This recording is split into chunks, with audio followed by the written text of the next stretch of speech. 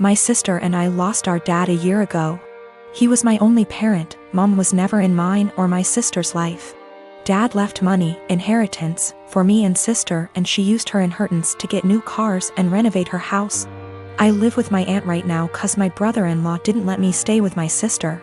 I'm planning on using my inheritance money to pay for college tuition.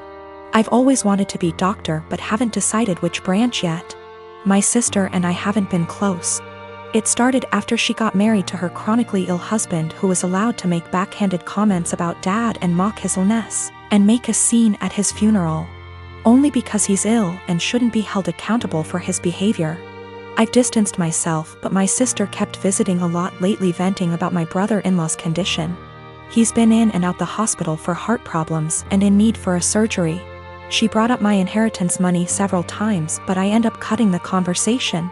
She then straight up asked if I could help pay for her husband's surgery and she'd pay back in less than a year. I felt uneasy cause if I give her money from my inheritance, which is a large amount, then there's no guarantee she'll pay back before it's time to apply for college. I'm taking a year gap, but I know my sister can't pay back that much and I felt I was risking my future. I refused to help and she had a meltdown at my aunt's house, calling me heartless, cruel with no empathy.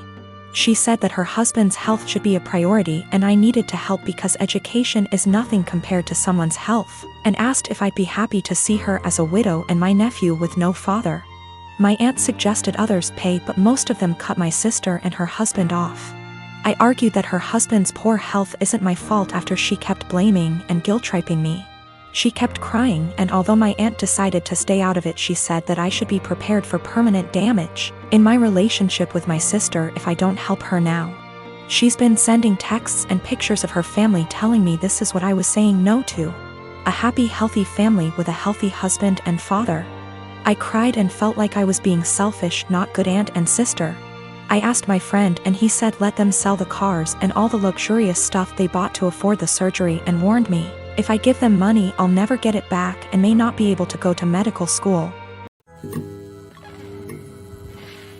I am a 17-year-old female, and I still live with my mom, my stepdad, and my two half-siblings, 5 and 7 year.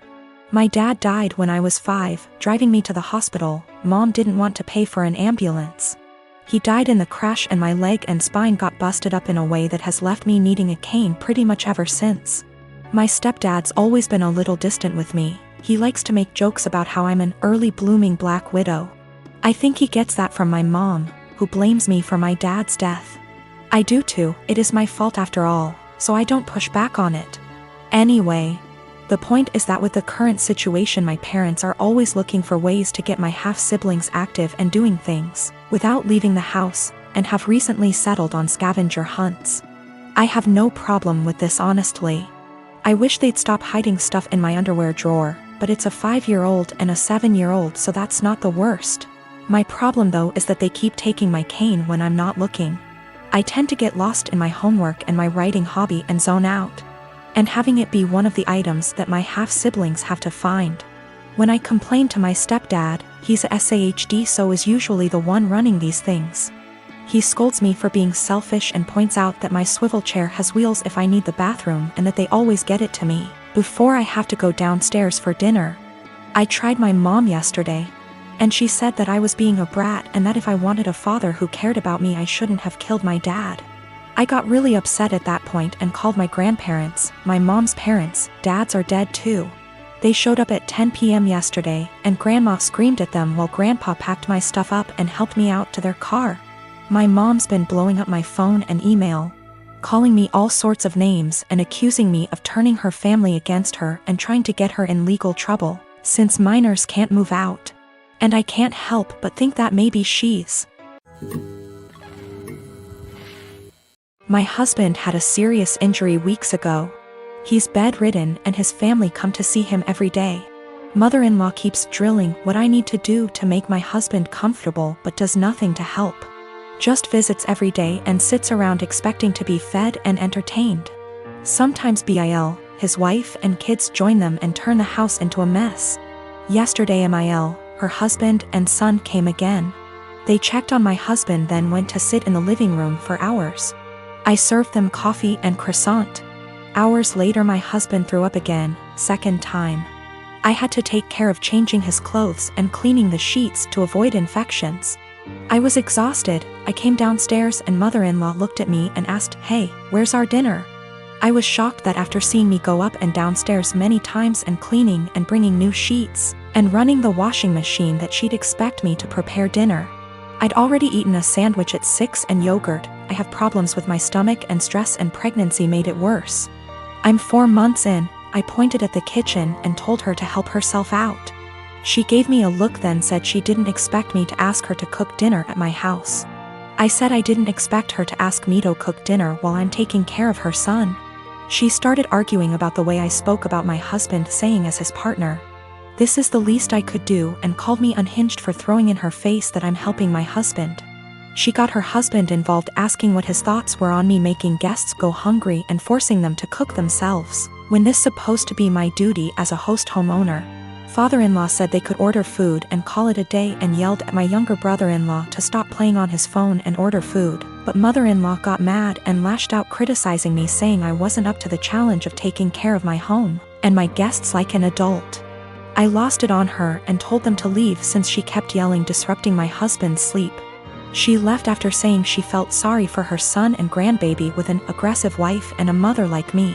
She told everyone, and my older brother-in-law said he understood I'd a lot on my plate, but lectured me about how I should have respect for his mom, who was a guest, repeatedly saying if that was his wife she wouldn't have acted this way, and that I shouldn't use taking care of my husband against them. He asked me to apologize, but I didn't. I am a hiring manager at a tech company, and I was hiring for summer internships a little while ago. We had a guy, about 19 years old, applying for a summer internship between his freshman and sophomore years of college.